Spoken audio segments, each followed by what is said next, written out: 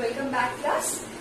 আগের দিন আমরা পড়েছিলাম হিউম্যান রিপ্রোডাকশন চ্যাপ্টারটার ওভাম আর স্পার্মের স্ট্রাকচার, অর্থাৎ দুটো গঠন করেছি, দুটো গ্যামেট এর, আর পড়েছিলাম কি গ্যামেটোজেনেসিস প্রসিডিউরটা, অর্থাৎ স্পার্মাটোজেনেসিস আর ওজেনেসিস।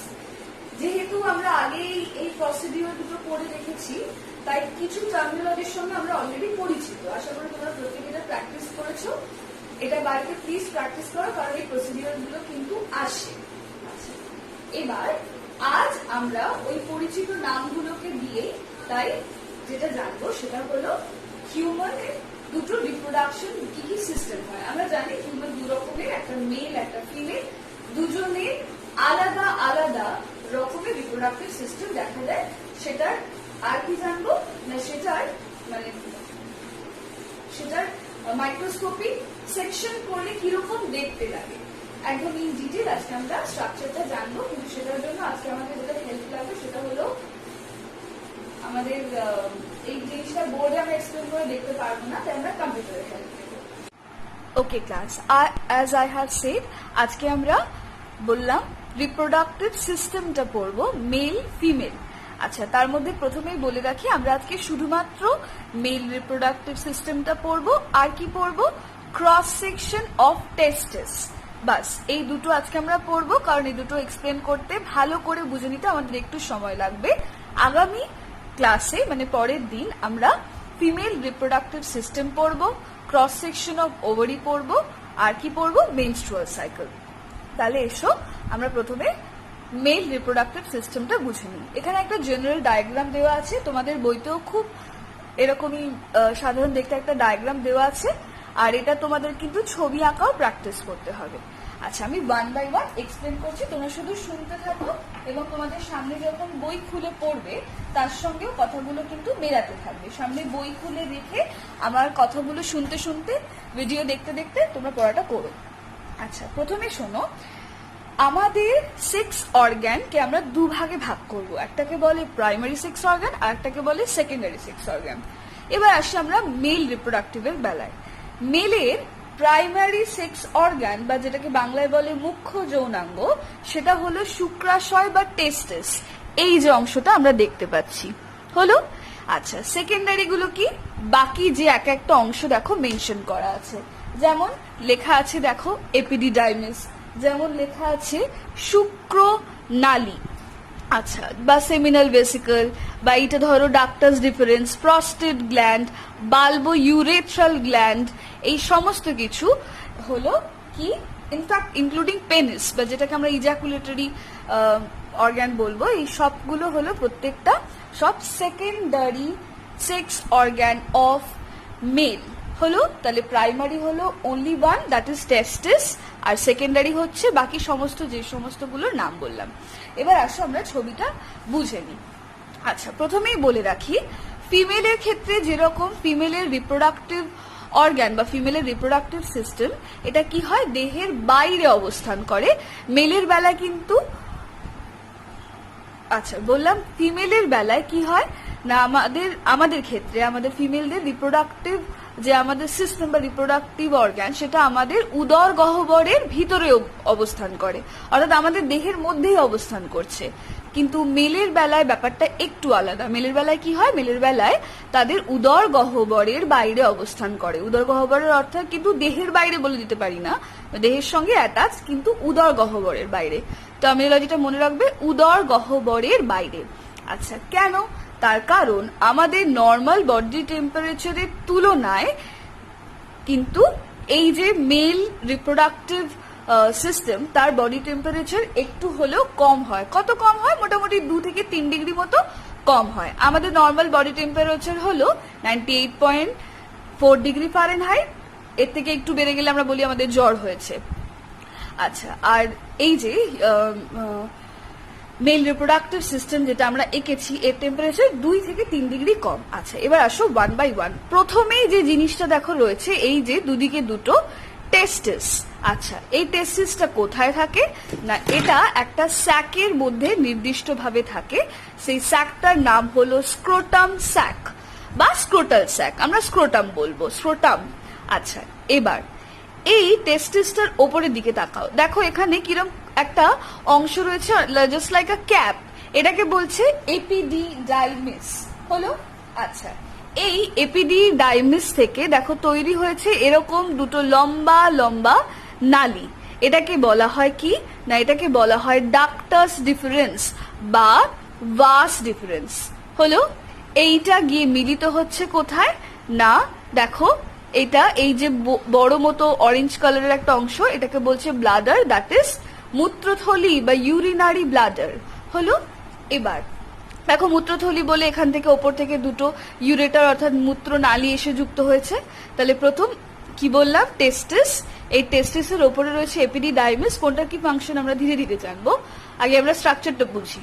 এর ওপর থেকে এই দুটো ভাস ডিফারেন্স এসে দুদিক দিয়ে এসে প্রথম মিলিত হচ্ছে কোথায় না, এই জায়গাটায় অর্থাৎ ব্লাডারে। এই ব্লাডারটা এবার যুক্ত রয়েছে কার সাথে না, নেক্সট এখানে রয়েছে প্রস্টেট গ্ল্যান্ড, প্রস্টেট গ্ল্যান্ডের সাথে। হলো? আচ্ছা, প্রস্টেট গ্ল্যান্ডটা তারপর দেখো এবার এসে আর একটা ডাক দিয়ে এসে কোথায় যুক্ত হয়েছে, এখানে অর্থাৎ পেনিসে। আচ্ছা, এই পেনিসের শুরুর দিকে একদম ওপরে যেখানে এই ডাকটা নামতে শুরু করেছে, দুটো জয়নিং পোর্শনে দুদিকে দুটো বাল্বো ইউরেথ্রাল গ্ল্যান্ড বা কাউপার গ্ল্যান্ড থাকে। বাল্বো ইউরেথ্রাল গ্ল্যান্ডেরই আর এক নাম হলো কাউপার গ্ল্যান্ড বা কাউপার গ্রন্থি। এবার এটা এসে জুড়েছে কোথায় না, এটা এসে জুড়েছে আলটিমেটলি আমরা দেখতে পাচ্ছি পেনিসে। হলো? আচ্ছা, পেনিসের এবার দুটো ভাগ বলি। পেনিসের ওপরে একটা পাতলা মেমব্রেন থাকে, সেই পাতলা মেমব্রেনটাকে বলে প্রিপিউস। কেমন? সেই প্রিপিউসটাকে যদি এবার ওঠানো যায় বা প্রিপিউসটার নিচে যেটা থাকে সেটাকে বলে গ্ল্যান্স পেনিস। হলো? আচ্ছা আচ্ছা, এবার আমরা প্রত্যেকটা যে এক একটা স্ট্রাকচারের এক একটা অংশ, এই এক একটা ডিটেলিং একটু জানবো। প্রথমেই দেখো যে জিনিসটার কথা আমি বললাম, যেটাকে আমি প্রাইমারি সেক্স অর্গান বলতে বললাম, সেটা হলো টেস্টিস। এই টেস্টিসে কি হয় না, এই টেস্টিসে শুক্রাণু অর্থাৎ স্পার্ম তৈরি হয়। হলো? আচ্ছা, হবার পর তারপর দেখো ওপরে একটা স্ট্রাকচার রয়েছে যেটাকে বলছি এপিডিডাইমিস। এপিডিডাইমিসটা কি? এপিডিডাইমিস হলো একটা প্রচন্ড কুণ্ডলীকৃত নালিকা বিশেষ, যেটা কিনা শুক্রাশয়ের এই যে একদম মিডল পোর্শন অব্দি, শুক্রাশয় মিডল পোর্শন অব্দি তো বিস্তৃত থাকতে পারে। আর এটা কি করে, এইখানে অর্থাৎ টেস্টিসের তৈরি হওয়া স্পার্মটাকে হেল্প করে ফ্লো হতে। ফ্লো হয়ে এই নালীটা অর্থাৎ ভাস ডিফারেন্স, যেটাকে ডাক্টাস ডিফারেন্স বলেছে, সেই ভাস ডিফারেন্স দিয়ে এটাকে ফ্লো হতে কিসের মাধ্যমে হবে না, এপিডিডাইমিসের মধ্যে হবে। আচ্ছা, এবার এই কুণ্ডলীটা এতটাই কুণ্ডলীকৃত থাকে যে এপিডিডাইমিসের কুণ্ডলীটা মোটামুটি যদি খোলা হয়, মানে যদি ওটা অসম্ভব, খোলা হলে আমরা দেখতে পাবো এটা 6 থেকে 7 মিটার পর্যন্ত লম্বা, এতটাই প্রচন্ড এটা কুণ্ডলীকৃত অবস্থায় থাকে। এবার ভালো কথা, এটা গেল ভাস ডিফারেন্সটা গিয়ে দেখো আলটিমেটলি মুক্ত হয়েছে কোথায় না, এই যে ইউরিনারি ব্লাডারে। ইউরিনারি ব্লাডারে মুক্ত হলো। মুক্ত হবার পর আমরা কি দেখেছিলাম না, সেটা এবার গিয়ে প্রস্টেট গ্ল্যান্ডে এসেছে। প্রস্টেট গ্ল্যান্ডের পর তার মাধ্যমে এটা আর একটা ডাক্টের মাধ্যমে এসেছে পেনিসে। এই পেনিসকে আমরা বলতে পারি ইউরিনোজেনিটাল ডাক্ট, তার কারণ স্ত্রীদেহে যেরকম জেনিটাল পোর আর ইউরিনারি পোর দুটো আলাদা হয়, মেলের ক্ষেত্রে কিন্তু সেটা নয়। মেলের ক্ষেত্রে তোমরা খেয়াল করে দেখো, এটা হলো ইউরিনারি ব্লাডার অর্থাৎ ইউরিনারি ডাক্টের মাধ্যমে মূত্র যেখান দিয়ে নির্গত হবে, স্পার্ম তো একই পদ্ধতিতে সেই ইউরিনারি ডাক্টের পর প্রস্টেট গ্ল্যান্ডেই প্রবেশ করেছে, সেটাও একই ডাক দিয়ে নির্গত হবে। তাই জন্য আমরা কিন্তু পেনিসকে বলতেই পারি যে এটা হলো ইউরিনোজেনিটাল ডাক্ট অথবা ইজ্যাকুলেটরি ডাক্ট, কারণ আলটিমেটলি সিমেন্টটাও তো এটা দিয়ে রিলিজ হয়। সুতরাং আমরা এটাকে বলতেই পারি এটা ইউরিনোজেনিটাল ডাক্ট। টার্মিনোলজিটা মাথায় রাখবে। আচ্ছা, এবার নেক্সট আমরা যদি এই স্ক্রোটাম অর্থাৎ টেস্টিস যেখানে অবস্থান করে সেটার কথা একটু জানি।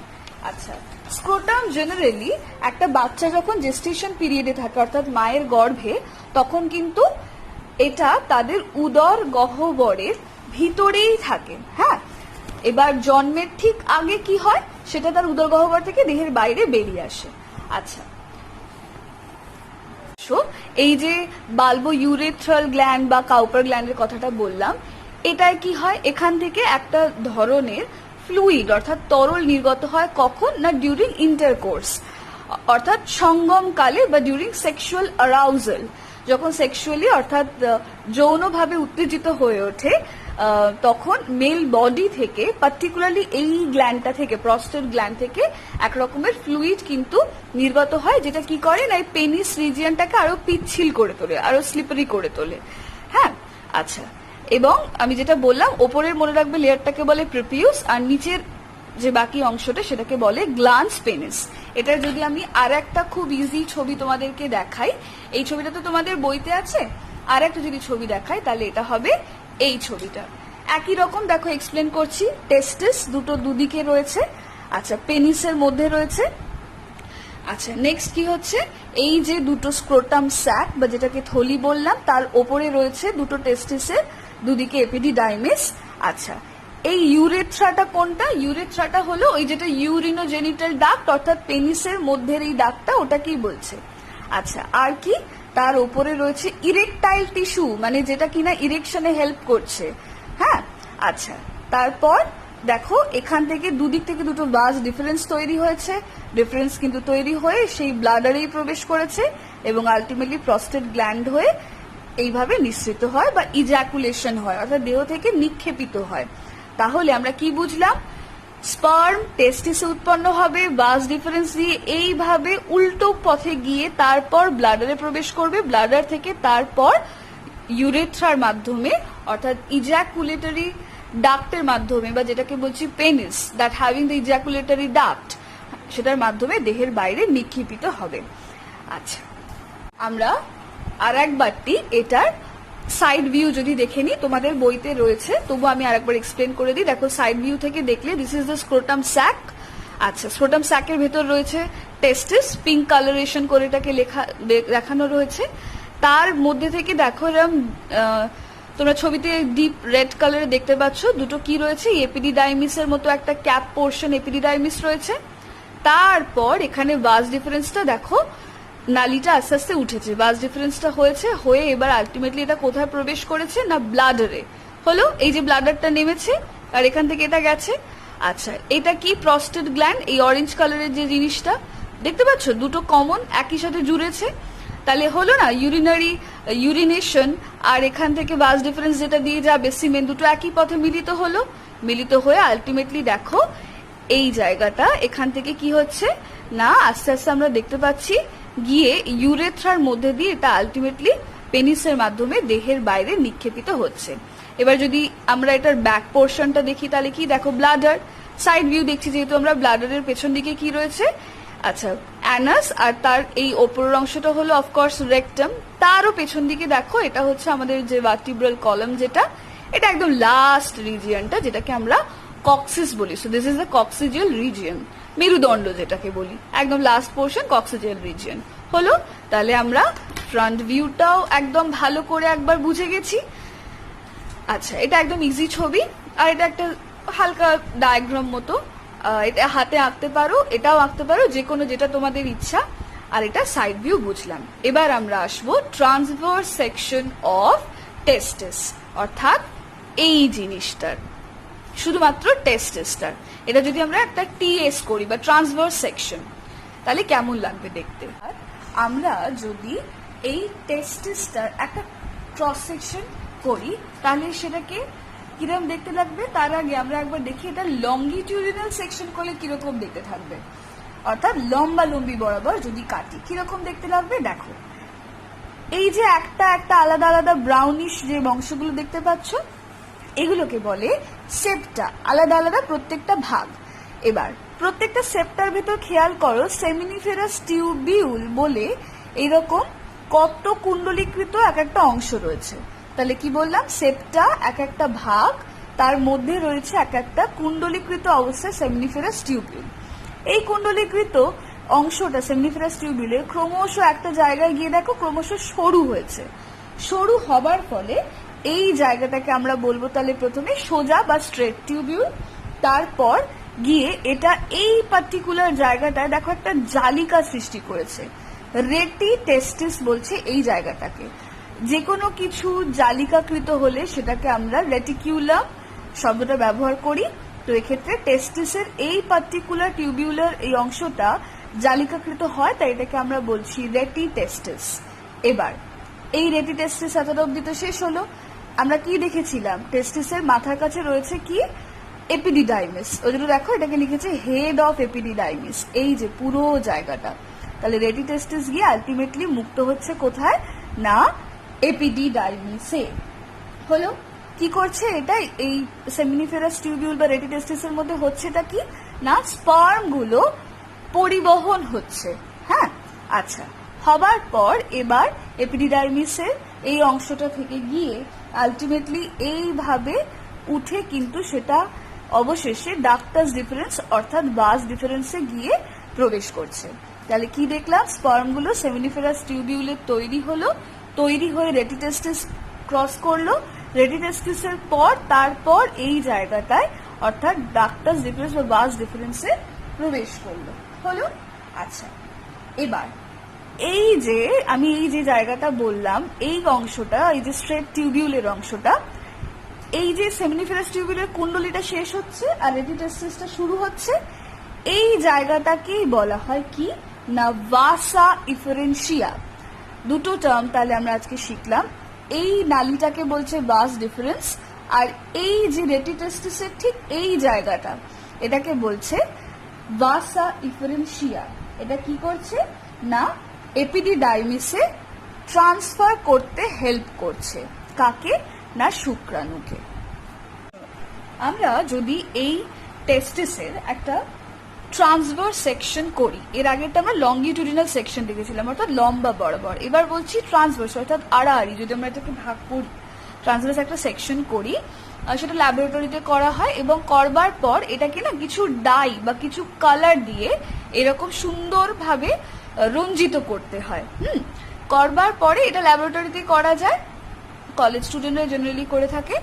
তো করলে দেখা যাবে এই টেস্টিসটা সে তখন এরকম একটা হালকা পিঙ্কিশ কালার হয়ে যায়। এগুলোর জন্য আলাদা আলাদা ডাই ইউজ করা যায়, এগুলোর নাম পরের দিন আমরা জানবো। আচ্ছা, তাহলে দেখো দেখা যাচ্ছে আমরা একটা সেকশন পেয়েছি, একদম ওপর থেকে যদি শুরু করি তাহলে কি দেখা যাবে, আমরা জানি টেস্টিসের আবরণীকে বলে টিউনিকা অ্যালবুজিনিয়া, সেটার আবার 3টে লেয়ার আছে, তাই তো? একটাকে বলে কি না, অন্তঃস্থ, মধ্যস্থ আর বহিস্থ, 3টে ভাগ। তো এই হলো টিউনিকা অ্যালবুজিনিয়ার লেয়ারটা। এবার দেখো, তারপর দেখো এই যে গোল গোল এই যে এক একটা অংশ তোমরা দেখতে পাচ্ছ, এগুলোই হলো এক একটা সেমিনিফেরাস টিউবিউল। প্রচুর কুণ্ডলী দেখেছো, তো এই এক একটা কুণ্ডলী হচ্ছে আলাদা আলাদা। আর কুণ্ডলীর মধ্যে এই যে সাদা ফাঁকা অংশটা, সেটা হচ্ছে এই জায়গাটা আর কি স্পার্মটা তৈরি হয়, সেটা আমরা আসছি ধীরে ধীরে।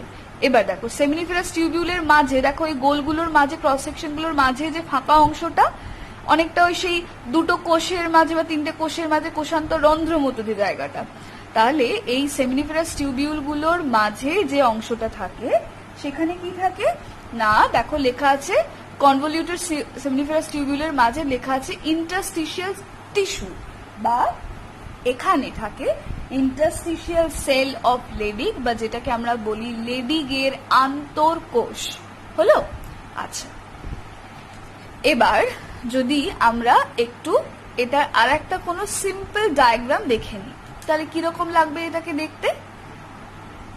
আমরা সেমিনিফেরাস টিউবিউলটা ডিরেক্ট একটা সুন্দর সেকশন দেখছি। এবার এই এক একটা সেমিনিফেরাস, এই যে টিউবিউলটা তোমরা দেখলে এক একটা সেমিনিফেরাস টিউবিউল, এটার একটা সেকশন আমরা যদি দেখি, যদি আমরা হাতে আঁকি তখন আমাদেরকে এরকম একটা স্ট্রাকচার আঁকতে হবে। দেখো এটা আমি এক্সপ্লেন করছি, তোমরা শুধু শুনতে থাকো আর বইয়ের সঙ্গে মেলাবে। একদম বাইরের লেয়ারটাকে বলছে জার্মিনাল এপিথেলিয়াম, একদম বাইরে, যে কোনো কিছুর বাইরের আবরণীকে এপিথেলিয়াম বলে, যেহেতু এটা জার্ম সেলের কথা হচ্ছে তাই জার্মিনাল এপিথেলিয়াম। মাঝখানে দেখতেই পাচ্ছ লেডিক সেলগুলো রয়েছে। আচ্ছা, তারপরে দেখো এরকম লম্বা লম্বা গম্বুজের মতো মাথা উঁচু করে রয়েছে কতগুলো সার্টোলি সেল। হলো, এবার আসো আগের দিন স্পার্মাটোজেনেসিস পদ্ধতিটা আমরা কেন আগে পড়েছি এবার বুঝতে পারবে। প্রথম দেখো একদম বাইরের দিকে রয়েছে সব থেকে আদি কোষ, যেটা আদি শুক্রকোষ বা স্পার্মাটোগোনিয়াম। তারপর এটার পর ভিতর দিকে রয়েছে কি প্রাইমারি স্পারমাটোসাইট। দেখো ফার্স্ট লেয়ার এটা হলো, যত ভিতরে যাচ্ছি তত কিন্তু আমি ডিভিশনটা পাচ্ছি, প্রাইমারি স্পারমাটোসাইট। তারপরে লেয়ারে রয়েছে সেকেন্ডারি স্পারমাটোসাইট, আর একদম ভিতরে রয়েছে কি না স্পারমাটিড, আর একদম ভিতরে লাস্ট এই অংশটা কি রয়েছে না পরিণত শুক্রাণু বা স্পারমাটোজোয়া। এটার যদি আমরা একটা একটু কালারফুল একটা ডায়াগ্রাম দেখি তাহলে কি দেখতে পাবো, দেখো আবার বলছি একই জিনিস, সেমিনিফেরাস টিউবিউল, মাঝখানে রয়েছে লেডিক সেল বা ইন্টারস্টিশিয়াল সেল যেটাকে বলছি, আর অবশ্যই কিছু কানেক্টেড টিস্যু যেটা দিয়ে টিস্যুগুলো একটার সঙ্গে একটা কানেক্টেড থাকবে, অবশ্যই ব্লাড ভেসেলও থাকে। আচ্ছা, আর কি হয়, এই যে বললাম গম্বুজের মতো উঁচু উঁচু রয়েছে মাথা উঁচু করে যে সেলগুলো তাকে বলছে সার্টোলি সেল, এটার একটা বিশেষ ভূমিকা আসছে আমি বলছি। আচ্ছা, এবার এটা তারপরটাকে বলছে জার্মিনাল এপিথেলিয়াম, তার বাইরে রয়েছে দেখো বেসমেন্ট মেমব্রেন, এই জায়গাটা বেসমেন্ট মেমব্রেন সার্টোলি সেলের মধ্যে রয়েছে। আচ্ছা, তারপরে যে বললাম spermatogonia, primary spermatocyte, secondary spermatocyte, spermatid, আর একদম ভিতরে রয়েছে স্পার্মাটোজোয়া। এবার শোনো, এই স্পার্মাটোজোয়া গুলো কি করে না, আমি প্রথম আগের দিন বলেছিলাম যে স্পার্মাটোসাইটোজেনেসিস হয়ে এরা প্রথমে ওয়েট করে, অপূর্ণ শুক্রাণু যেগুলোকে বলেছিলাম। কেন ওয়েট করে না পরিণত হওয়ার উদ্দেশ্যে। তো পরিণতটা হবে কখন, তখনই যখন ওরা এই সার্টোলি সেলগুলো থেকে প্রপার নিউট্রিয়েন্টস পাবে, নিউট্রিয়েন্টস পেয়ে তবে গিয়ে স্পার্মিওজেনেসিস করে এরা নিজেদেরকে পরিণত করবে। কি বললাম, এই স্পার্মা যে বললাম অপূর্ণ শুক্রাণুগুলো, সেগুলো এই সার্টোলি সেল থেকে নিউট্রিয়েন্টস অর্থাৎ পুষ্টি সংগ্রহ করবে, করে তবে এরা পরিণত শুক্রাণুতে পরিণত হবে। এই পদ্ধতিটাকে বলা হয় স্পার্মিয়েশন। এতে হেল্প করছে কি সার্টোলি সেল। তাহলে সার্টোলি সেলের একটা প্রচন্ড গুরুত্বপূর্ণ ভূমিকা কিন্তু আমরা জানতে পারলাম। আমরা আসবো না কতগুলো অ্যাবনর্মালিটি বা disorder of mail reproductive system. কি কি অ্যাবনর্মালিটি দেখা যেতে পারে। প্রথম এসো, যদি এই যে টেস্টিস, এই টেস্টিসটা আমি প্রথমেই কি বললাম উদর গহ্বরের ভিতর থাকে, জন্মের পূর্বে এটা উদর গহ্বরের বাইরে বেরিয়ে আসে, তাই তো। এবার টেস্টিস কটা আছে, দুটো। যদি এই দুটো টেস্টিসের দুটোই উদর গহ্বরের ভিতরেই রয়ে যায় এবং দেহের বাইরে অর্থাৎ উদর গহ্বরের বাইরে এটা না আসে, তখন এই রকম একটা অপ্রকৃতস্থ যে অবস্থা তৈরি হয়, একটা ডিসঅর্ডার বা অ্যাবনর্মালিটি তৈরি হয়, এটাকে বলে ক্রিপ্টরকিডিজম। হলো কি বললাম, দুটো টেস্টিসে যদি উইদিন বডি রয়ে যায়। আচ্ছা, এবার যদি একটা টেস্টিস হয়তো দেহের বাইরে এলো আর একটা দেহের ভিতরেই রয়ে গেল, এমত অবস্থাকে বলে মোনো অর্কিডিজম।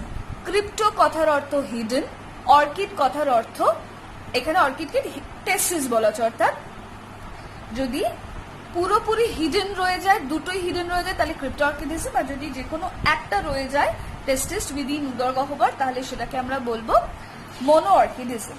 নেক্সট আমরা আর কি নাম জেনেছি না, একটা রয়েছে দেখো তোমাদের বইতেই রয়েছে হাইড্রোসেল। এক্ষেত্রে কি হয়, ওই যে আমরা এঁকেছিলাম না ভাজাইনালিস বা বাস ডিফারেন্স, ওখানে যদি বেশি বেশি ফ্লুইড সঞ্চয় হতে থাকে তাহলে কি হবে, একটা সময় পর টেস্টিস দুটো ফুলে যাবে। আচ্ছা, আর কি হয় দেখো রয়েছে হিমারয়েড। এখানে কি হয়, ওই যে সংবহনকারী শিরা যেগুলো হেল্পফুল মানে হেল্প করছিল টেস্টিসে যাওয়ার জন্য, সেই জায়গাটা যদি এরকম ফুলে যায় তাহলে হতে পারে। আচ্ছা, আর তোমরা প্রস্টেট গ্ল্যান্ডটা দেখতেই পাচ্ছ, এই যে গ্ল্যান্ডটা মাঝখানে রয়েছে, এই যে প্রস্টেট গ্ল্যান্ডটা, এই প্রস্টেট গ্ল্যান্ডটাতে অনেক সময় ক্যান্সার দেখা যায়, তাকে বলে প্রস্টেট ক্যান্সার। এছাড়াও ইম্পোটেন্সি রয়েছে, প্রপার সিমেন রিলিজ না হওয়া। আচ্ছা, মানে ডিউরিং সেক্সুয়াল অ্যারাইজাল বা ইন্টারকোর্স যদি শিশ্ন অর্থাৎ পেনিস ঠিকঠাক ওয়ার্ক না করে বা সেক্সুয়াল অ্যারাউজাল না হয়। আচ্ছা, আর কি হতে পারে, হার্নিয়া। আর একটা হতে পারে মনে রাখবে বিনাইন প্রস্টেটিক হাইপারট্রফি। হাইপার কথার অর্থ অতিরিক্ত, বেশি বেশি। হ্যাঁ, আচ্ছা, তাহলে এতগুলো তোমরা অ্যাবনর্মালিটি যেগুলো বইতে রয়েছে প্রত্যেকটাই ভালো করে খুঁটিয়ে পড়ে রাখো। লাস্ট আজকে আমরা আসবো hormonal control of mail reproductive system বলে আমরা আমাদের চ্যাপ্টারটা শেষ করব। একটা ছোট্ট কথা বলে রাখি, সেটা হলো যে এই যে আমরা ক্রস সেকশনটা দেখেছিলাম, এই যে জিনিসটার কথা বলেছিলাম সার্টোলি সেল, সার্টোলি সেল অবশ্যই একটা বললাম যে কি করে না স্পার্মকে ম্যাচিওর হতে হেল্প করে, যে পদ্ধতিটা বললাম স্পার্মিয়েশন। আর কি হেল্প করে না এবিপি, আনন্দবাজার পত্রিকা নয়, এটা ফুল ফর্ম হলো androgen binding protein. Androgen binding protein বা এবিপি বলে একটা গ্লাইকোপ্রোটিন এ তৈরি করে। হ্যাঁ, এই সার্টোলি কোষ কোথায় না এই একদম সেমিনিফেরাস টিউবিউলের মধ্যে, যেটা কি করে না এই যে লেডিগের সেল, এই লেডিগের সেলে তৈরি হয় কি, লেডিগের আন্তঃকোষ যেটাকে বলছে, সেখানে তৈরি হয় টেস্টোস্টেরন হরমোনটা। এই টেস্টোস্টেরন হরমোনটা তাহলে ভাবো যখনই তৈরি হচ্ছে বেরিয়ে যাচ্ছে, যখনই তৈরি হচ্ছে সোজা ওখানে বাস ডিফারেন্স দিয়ে বেরিয়ে যাচ্ছে, সেটা তো সম্ভব না। তো এই যে বললাম সার্টোলি সেল থেকে তৈরি হয় এবিপি বা অ্যান্ড্রোজেন বাইন্ডিং প্রোটিন, এ কি করে না এই লেডিগের আন্তঃকোষে সৃষ্ট টেস্টোস্টেরন যে হরমোন, সেই হরমোনটাকে কি করে না ক্ষরণে সাহায্য করে, মানে সিক্রেট হতে। এবং সেটা কখন না প্রপার টাইমে, সব সময় কিন্তু নয়। হ্যাঁ, তাহলে আচ্ছা, এবং এটা কখন হয় এই ক্ষরণটা না ডিউরিং পিউবার্টি স্টেজ। আগের দিন আমরা পড়েছি যে ছেলেদের পিউবার্টি কখন আসে না 13 বা 14 ইয়ার্স যখন হয় বয়ঃসন্ধি কালটা, তখন তাদের আসে। এবং তখন থেকে মোটামুটি এদের টেস্টোস্টেরন সিক্রেশন কিন্তু শুরু হয়ে যায়। এবার লাস্ট আজকে আমরা কন্ট্রোলটা পড়ে আমাদের পড়াটা শেষ করব। দেখো, আমরা জানি কি না হাইপোথ্যালামাস অর্থাৎ আমাদের যেটাকে আমরা বলেছিলাম কি না মাস্টার গ্র্যান্ড মাস্টার, যেটাকে বলেছিলাম মানে মাস্টার অফ মাস্টার গ্ল্যান্ড। আচ্ছা, সর্বোচ্চ প্রভুগ্রন্থি, সেখান থেকে আমাদের সিক্রেট হচ্ছে জিএনআরএইচ বা গোনাডোট্রপিং রিলিজিং হরমোন। জিএনআরএইচ হচ্ছে গোনাডোট্রপিং রিলিজিং হরমোন। সিক্রেট হলো সেটা সিক্রেট হয়ে কি করছে অ্যান্টেরিয়র পিটুইটারিতে আসছে। অ্যান্টেরিয়র পিটুইটারি থেকে দুটো হরমোন রিলিজ হয়, একটাকে বলে এফএসএইচ বা ফলিকল স্টিমুলেটিং হরমোন, অর্থাৎ আলাদা আলাদা ফলিকলকে এ আর কি স্টিমুলেট করবে। আর একটা হলো এলএইচ বা লিউটিনাইজিং হরমোন, বা এর আর একটা নাম হলো ICSH interstitial sell stimulating hormone, ICSH হলো। এফএসএইচটা পার্টিকুলারলি সার্টোলি সেলকে উদ্দীপিত করবে, আর এলএইচটা লেডিক সেলকে উদ্দীপিত করবে। করবার পর কি হবে, সার্টোলি সেল করবে স্পার্মাটোজেনেসিস। অলরেডি আমি বললাম সার্টোলি সেল থেকে এবিপিটা বেরোবে। এবিপি কি করবে না এই টেস্টোস্টেরনটা ক্ষরণে হেল্প করলো লেডিক সেল থেকে, যেটা সিক্রেট হলো, এবং আলটিমেটলি দুজনে মিলে স্পার্মাটোজেনেসিসটা ঘটাবে। এবার এই সার্টোলি সেল থেকে আর এক ধরনের সেল কিন্তু সিক্রেট হয়, আর এক রকমের সেল না সরি আর এক রকমের আর কি ফ্যাক্টর, বা সেটা কি সেটা হলো ইনহিবিন, মানে যেটা বাধা প্রদান করবে। যখন অতিরিক্ত টেস্টোস্টেরন সিক্রেট হয়ে অতিরিক্ত স্পার্মাটোজেনেসিস করতে শুরু করছে, অর্থাৎ বেশি বেশি পরিমাণে স্পার্ম প্রোডাকশন হচ্ছে, তখন কি করবে না তখন ইনহিবিন গিয়ে সোজা অ্যান্টেরিয়র পিটুইটারিকে একটা নক করবে। আচ্ছা, অথবা এটা টেস্টোস্টেরনও করতে পারে। টেস্টোস্টেরনও কিন্তু ডিরেক্ট গিয়ে যখন অতিরিক্ত দেখছে টেস্টোস্টেরন ক্ষরণ হচ্ছে, অ্যান্টেরিয়র পিটুইটারিকে নক করবে। কিভাবে? একটা নেগেটিভ ফিডব্যাক দিয়ে, এর জন্য আমরা মাইনাস করেছি। আচ্ছা, আর আমরা যেরকম জানি অ্যান্টেরিয়র পিটুইটারিকে বলছি কাজ হচ্ছে না, তাহলে কি করব, তারও প্রভু যে তাকে গিয়ে ডিরেক্ট অ্যাপ্রোচ করি, ও যদি কথা না শোনে, তখন টেস্টোস্টেরন ডিরেক্টলি গিয়ে হাইপোথ্যালামাসকে নক করে, বলে যে তুমি জিএনআরএইচ সিক্রেশনটা বন্ধ করো। তার ফলে কি হবে না এর পরবর্তী স্টেপগুলো বন্ধ হয়ে টেস্টোস্টেরন ক্ষরণটা আপাততর জন্য কিন্তু স্টপ হয়ে যাবে। হলো, এই পদ্ধতিতে কিন্তু হরমোন কন্ট্রোল ইন মেল হয়। হলো, দ্যাটস ইট। ক্লাস আজকে আমরা মেল রিপ্রোডাক্টিভ সিস্টেমটা পুরোটা পড়লাম। আচ্ছা, আর কি পড়লাম, ফিজিওলজিক্যাল স্ট্রাকচার পড়লাম, শুক্রাশয়ের যেটা টিএস মানে ট্রান্সভার্স সেকশন, আর অবশ্যই এলএস অর্থাৎ লংগিটিউডিনাল সেকশন। আর কি পড়লাম না হরমোনাল কন্ট্রোল ইন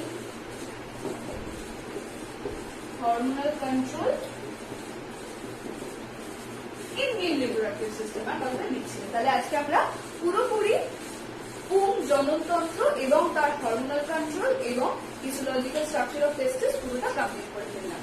নেক্সট দিন আমরা বলে দিচ্ছি এখন থেকে কি পড়বো। আমরা মেল হয়ে গেল, তাহলে ফিমেল পড়বো। ফিমেলের ফিজিওলজিক্যাল যে structure of ovary cross section করলে সেটা কিরকম দেখতে লাগে পড়বো। আচ্ছা, আর হরমোনাল কন্ট্রোল পড়বো, আর তার সঙ্গে অতিরিক্ত দারুণ একটা ইন্টারেস্টিং জিনিস, সেটা হলো মেনস্ট্রুয়াল সাইকেল বা যেটাকে আমরা রজতচক্র বলি, সেটা পড়বো। কেমন? Thank you class.